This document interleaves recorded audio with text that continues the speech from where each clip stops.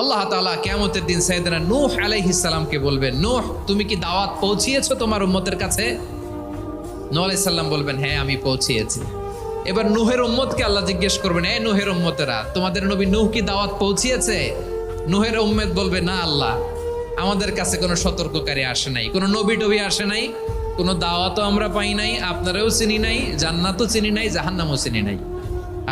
নূহ আলাইহিস সালাম বিপদে পড়ে যাবেন। তখন আল্লাহ বলবেন, নূহ তুমি বললা পৌঁছিয়েছো, তোমার উম্মত বলে কিছু পায় নাই। নূহ তোমার কি কোনো সাক্ষী আছে? তোমার কথা আর তোমার উম্মতের কথা তো মিলে না। তুমি বললা তুমি আমার নির্দেশনা দাওয়াত পৌঁছে দিয়েছো, কিন্তু তোমার উম্মত বলে পায় নাই। নূহ তোমার পক্ষে কোনো সাক্ষী আছে?